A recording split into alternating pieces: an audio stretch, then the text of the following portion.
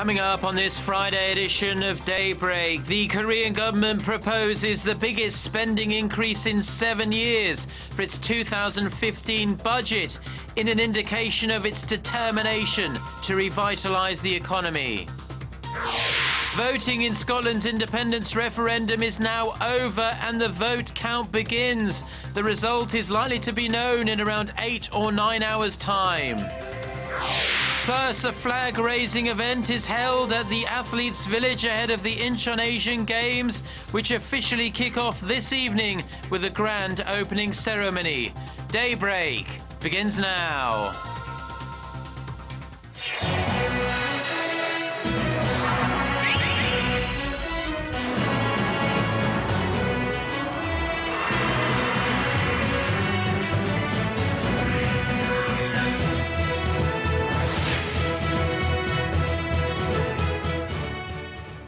Hello and thanks for joining us. To our viewers around the world, it's 6 a.m. on Friday, September 19th here in Seoul. I'm Mark Broom and you're tuned in to Daybreak. Sweeping increases in spending, higher taxes and the money spent on welfare boosted by billions of dollars. These are all key parts of the government's budget plan for next year. Officials say the expansionary policies are essential to revitalise the economy, which has been stuck in a low-growth trap for months now. Our Hwang Jie starts us off. The Korean government on Thursday unveiled its biggest spending increase in 7 years for 2015, underlining its determination to get the nation's economy back on a normal growth track. In its new budget proposal, the finance ministry said it will raise spending by 5.7% from this year to 376 trillion won, or roughly 360 billion US dollars.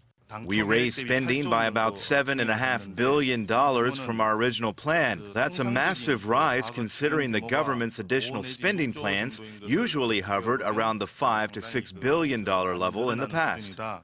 More than 30% of the 2015 budget will be spent on creating more jobs and improving welfare. It also calls for increasing expenditures in safety-related government projects like an overall inspection of safety facilities. The government aims to prevent large-scale accidents and disasters like April's ferry sinking from happening again. The proposal calls for a $32 billion budget deficit, which would represent 2.1% of the nation's GDP. But the ministry says by breathing fresh life into the sputtering economic recovery, the country would achieve fiscal balance within a few years. The increased expenditure will result in a virtuous cycle, as it will lead to more income and robust business activities that will, in turn, generate greater tax revenues. Korea's debt-to-GDP ratio is expected to inch up next year from this year, but the government says it still reflects Korea's relatively sound fiscal health. It says the mid-30% range is still much lower than the OECD average of around 110%. The increased spending plan is projected to help the economy grow by 4% next year. Hwang Jie, Arirang News. Finance Minister Choi Kyung-hwan has ruled out raising taxes in order to cover the government's budget deficit, saying the move would hurt the economic recovery. In interviews with Korean TV networks KBS and SBS on Thursday, Choi highlighted the problems Japan has faced, arguing that the Japanese economy is still struggling after raising consumption taxes earlier this year. This despite a very aggressive quantitative easing policy. Choi did underscore the importance of managing the situation for the longer term, though, saying the country has to be prepared for a rainy day, citing the potential costs of reunification of the two Koreas and the associated welfare costs related to the country's fast-aging population. Now, along with the additional spending, Korea's national debt is expected to hit a record high next year. The finance ministry says the government will be in the red to the tune of $546 billion in 2015. That will account to nearly 36% of the country's gross domestic product. The government is also projected to log a $32 billion fiscal deficit next year, or 2.1% of GDP. That's above its initial forecast of 1.7%. The Agriculture Ministry announced on Thursday that tariffs on imported rice will be set at a staggering 513% to protect domestic farmers from cheap rice from the US. And China, well, you'd think local farmers would be happy, but they were rather upset at the measure, saying there was no communication with them or transparency in the process. Our Ji Myung-gil has more.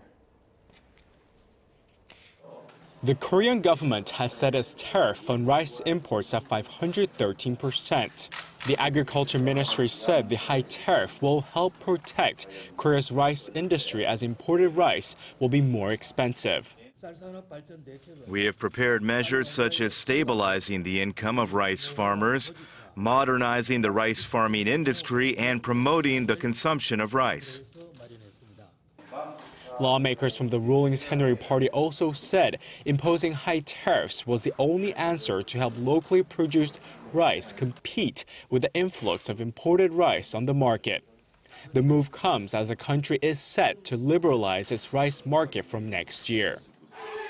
However, farmers and civic groups oppose the move, saying it will hurt their livelihoods and the local rice market. The government unilaterally declared a tariff rate without even discussing it with the farmers or the public. The whole process was done in secret. The ministry said the proposed tariff rate will be submitted to the World Trade Organization before the end of this month. If the rate is confirmed by the WTO, the proposed tariff will go into effect on January 1st of 2015. However, it could be months until the process is finalized, while the WTO assesses whether the tariff rate proposed by Korea is appropriate. Korea had been allowed to delay the opening of its rice market under a WTO quota agreement in 1993, in exchange for gradually increasing its mandatory import quota, which reached more than 400,000 tons this year. The agreement with the WTO requires Korea to continue importing the mandatory quota even after the market is opened next year at a 5% tariff rate. The government could not afford to further postpone the opening of the rice market, nor had a reason to do so, as the country's rice consumption continues to drop. Ji Myung-gil, Arirang News. Korea's main opposition New Politics Alliance for Democracy has picked five-term lawmaker Moon Hee-sang to head the party's emergency committee. As the newly elected head, Moon will bear the responsibility of putting an end to the very intense in-house squabbling that has marred the party, and also to prepare for the party's convention to select a new leader early next year.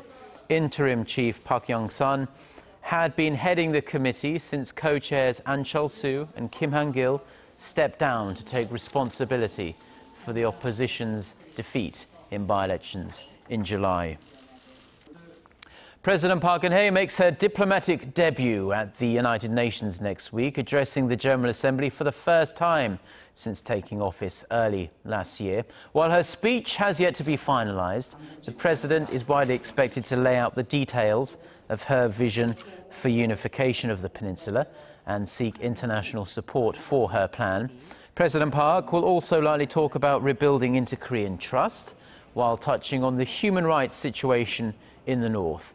For the first time, a ministerial-level meeting on North Korea's grave human rights abuses will be held on the sidelines of the Assembly, which will be attended by the top diplomats from the US, South Korea and Japan, as well as a number of European countries.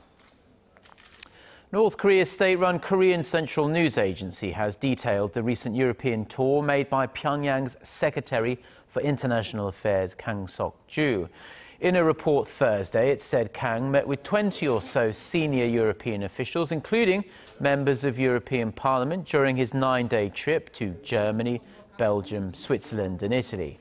The high-ranking North Korean diplomat is said to have held talks on ways to improve relations with each country, Experts say Kang's trip indicates the North is making a huge effort to try and break out of its international isolation.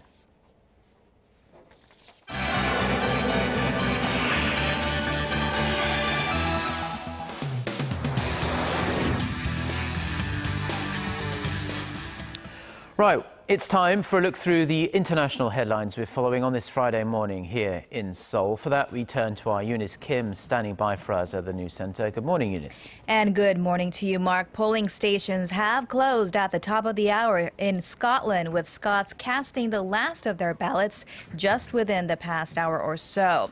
A record turnout is anticipated as 97% of the electorate, or some 4.3 million people, were registered to participate in this vote of a lifetime, in which Scotland will decide whether or not it will break away from the United Kingdom.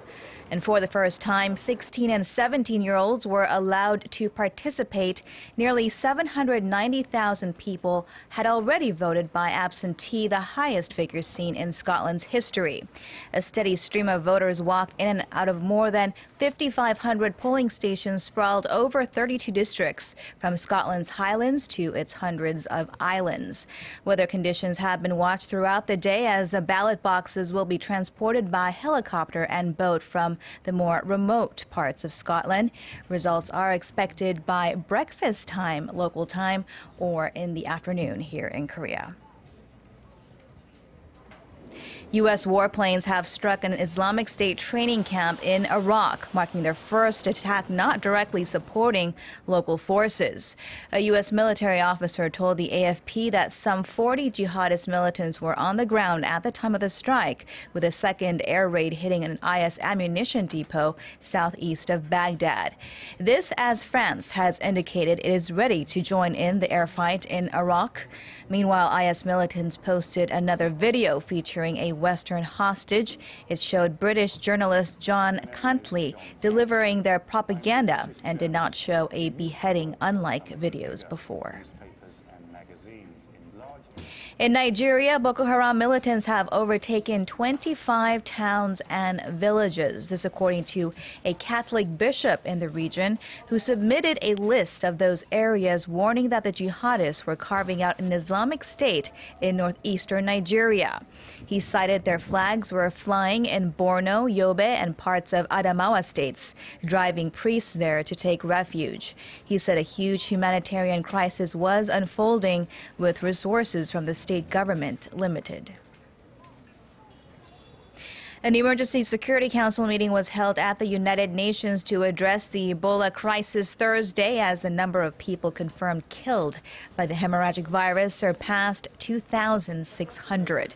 For the first time, the Council called the outbreak in West Africa a threat to international peace and security, and unanimously adopted a resolution calling on states to provide more resources to fight the outbreak.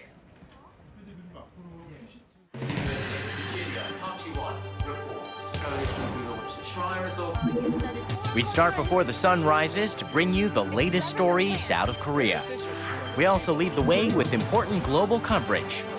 Stay on the pulse of what is happening with Daybreak.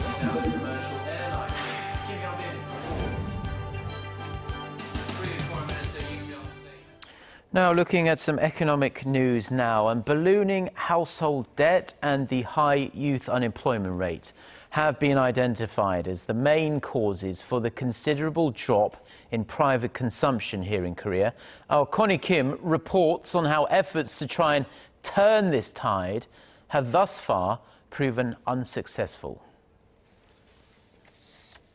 Increasing household debt and the lackluster youth employment rate are to blame for Korea's sluggish private consumption. That's the diagnosis by the Federation of Korean Industries in a recent report. The shrinking spending capacity of households was pinpointed as the biggest problem limiting consumption. The level of household debt last year stood at nearly $980 billion, which represents more than 70% of the nation's GDP. Now that's up about 20 percentage points from a decade ago. The increase in non-living expenditures such as taxes and insurance is also holding households back from spending. Non-living expenditures grew more than 70% last year from 10 years earlier, with household income increasing far less at less than 60%. Low youth employment was another troubling factor. While more than 400,000 new jobs were created last year, new positions for those in their 20s dropped by 80,000, while those for people in their 50s rose more than 200,000. Rising home rental prices, medical expenses, and difficulties in preparing for life after retirement were also cited in the report as reasons for Korea's sluggish private consumption. Officials at the Federation of Korean Industries say it's important to increase investment, which would generate employment and in turn lead to a boost in consumption. The Federation also called for measures that could induce corporate investment. Connie Kim, Arirang News. Now, Korea has become one of the most visited countries by Chinese tourists. And with China's National Day holiday just around the corner, a record number of visitors are expected to fly across the West Sea for Golden Week. Our Kim Min-ji tells us more. China's week-long National Day holiday kicks off on October 1st this year. Around 160,000 Chinese tourists are expected to flock to Seoul, up 35% from the same period a year ago. Nearly 8 million foreign tourists visited the country this year as of July, and about 3.4 million, or 4 in every 10 foreign visitors, were Chinese. And it's a trend that's likely to continue. The total number of Chinese visitors is expected to reach 5 million next month and 6 million by the end of the year. Will they open their wallets? Chinese people are much wealthier than they used to be, with their gross national income per capita standing at around $6,700 last year. And they aren't shy about spending while they're here either. Chinese tourists tend to spend more during special occasions. In the case of the national holiday, they're expected to shell out nearly $3,000 each. It's estimated that Chinese tourists will spend over $400 million during the holiday week alone. But the increased spending doesn't necessarily go into the pockets of Korea. Many visitors arrange their visits through Chinese travel agencies or dwell in Chinese-operated hotels, so a significant portion of the profits actually go back to China. He added that to prevent such a phenomenon, Korea needs to develop its tourism infrastructure, for instance by providing more language assistance and making it more convenient for Chinese tourists while they are here. Kim Min-ji, Arirang News.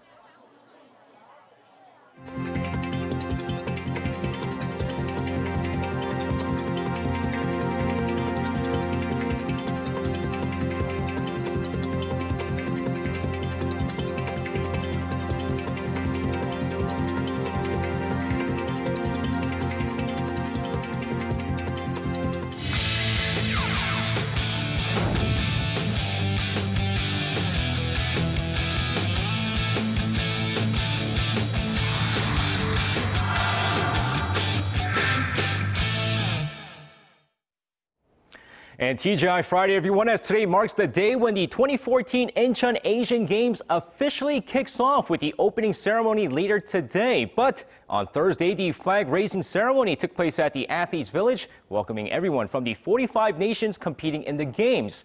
Now, as all 45 flags of the nations participating in the Asian Games were raised on Thursday, 50 South Korean officials were on hand, as the athletes themselves were still training in preparation for their competitions. But most of the attention went to the 30 or so North Korean athletes who were in attendance, as they remained tight-lipped in front of the reporters, but were visibly happy to be a part of the Games. Now, as soon as the competitions kick off, the fans will be looking forward to some of the biggest rivalries between some of the biggest names in Korean sports. And of course, first off, taking a look at swimming, Korea's Park Tae-hwan versus China's Sun Young will garner a ton of attention as the two Olympic swimmers are set to face off in the 200-meter, 400-meter, and the 1500-meter freestyle event. And of course, speaking of Korea-China rivalry over in rhythmic gymnastics, 20-year-old Son Yeon-jae hopes to win her first gold medal in the Asian Games, but China's Deng Sun-wei is expected to be her biggest rival. And of course, lastly, over in artistic gymnastics, London gold medalist Yang Ak-sun is expected to win a gold medal in Incheon, but quite a rivalry building up ahead of the Asian Games with North Korea's Lee Se-kwang, who also boasts a technique named after himself. Now, another name fans in Korea are going to be looking forward to is Jin Jung-ho over in the men's air pistol event. And while he holds world records in 10-meter and 50-meter air pistol and has won gold in the Olympics and the World Championships, he's still looking for his first individual gold in the Asian Games. And while he did win 2 gold medals during the 2010 Gwangju Asian Games, it was the 10-meter and the 50-meter air pistol team events, falling short in the 50-meter men's individual, winning a silver as the 34-year-old triple Olympic champion hopes to finally win that elusive individual gold. And now finishing things off in baseball, as the national team prepared for their first game against Thailand on the 22nd. They played an exhibition game against the LG Twins on Thursday night. Now, Hong Sung-moo, the only amateur player on the roster, taking the mound for the national team as he gives up 2 runs in 2 innings of pitching while striking out 4. And while the LG Twins took a 3-0 lead in the third, Na Sung-bum would hit a grand slam to give the national team the 4-3 lead, sparking the offense on the night. The national team will finish off with 15 hits in the game as they easily win their exhibition game 10-3. And that's going to wrap it up for me. Best of luck to all the athletes competing in the Asian Games. And with that said, this has been SJ. See you guys again for your sports needs.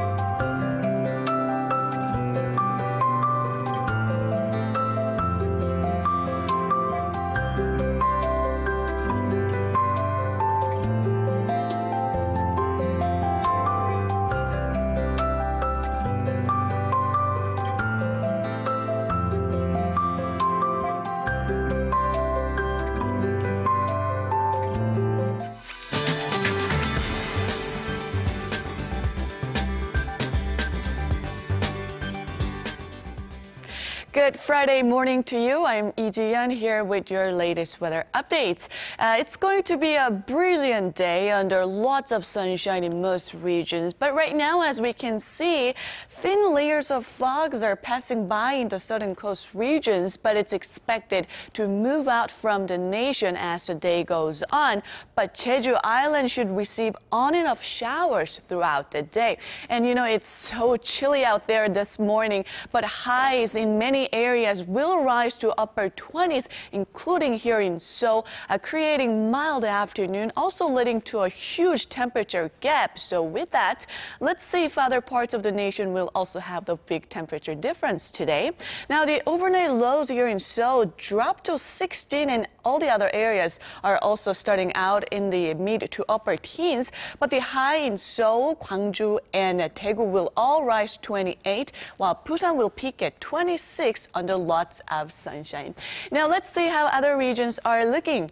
It looks like Jeju Island and Daejeon will peak at 24 and 27, and Dokdo should see highs of 23, and Mount Kungang will only top out at 15. Now the opening ceremony for the Asian Games will be held in Incheon this evening, and the weather should be pleasant during the day. But if you plan to watch the ceremony at the site, be aware of a chilly evening and dress warmly for that. Now that's all for Korea, and here's international weather for viewers around the world.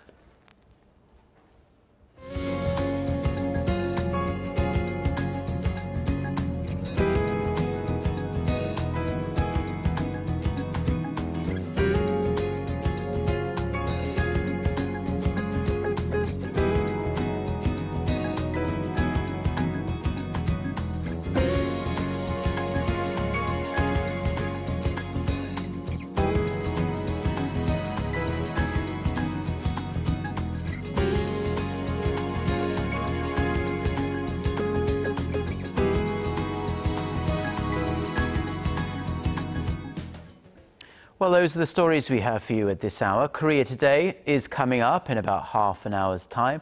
We'll be back throughout the day with many more news updates, and I'll be back at 10 a.m. Korea time. Until then, goodbye.